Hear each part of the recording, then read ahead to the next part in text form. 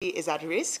Ikundi cia kũrũĩrĩra ihoto cia mũingĩ nĩ ciugĩte wĩyathi wa mabũrũri ma Afrika ya irathĩro ũrĩ ũgwati-inĩ kũrũmĩrĩra ũnyitani wa mĩgwate na njũragano cia mahinda kwa mahinda.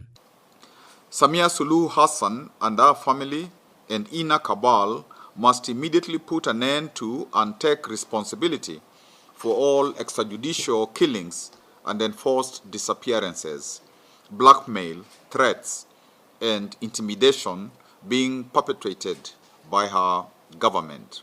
Makiaranĩria na nyũmba cia mohoro, ikundi ici nĩ ciorotete ithurano cia icio ikuhĩ cia bũrũri wa Tanzania iria iragũmĩirwo nĩ ngũĩ na njũragano cia mbeũ njĩthĩ. Samia must immediately stop intimidating opposition leaders, activists, journalists, and critics of our government and allow the people their constitutional right to gather in the upcoming planned demonstrations on December 25th and thereafter in compliance with regional and international standards for peaceful protests.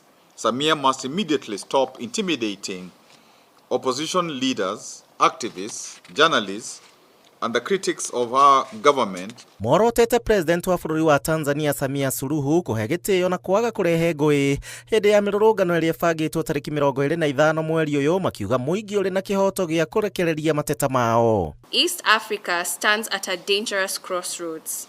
Across Tanzania, Uganda, and Kenya, we are witnessing a systemic decline in democracy, rise in authoritarianism, family rule, and dictatorship. Ikundi ici ciugĩte nĩ gĩconoko kũrĩ mabũrũri ma Afrika ya irathĩro kuona andũ makoretwo makĩnyitwo mĩgwate na kũũrana njĩra cirĩ na kĩriga.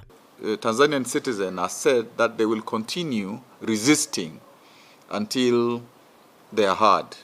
And we expect that the authorities will abide by their constitution, by their laws, and permit, that activity by the sovereign citizens of Tanzania. Oho nĩ maugĩte nĩ mũtino kũrĩ president wa bũrũri wa Kenya gũkira rĩrĩa Akenya maranyitirwo mĩgwate mĩhaka-inĩ ya mabũrũri tũrigainie na thutha ũcio gũtũngio mĩtangĩko.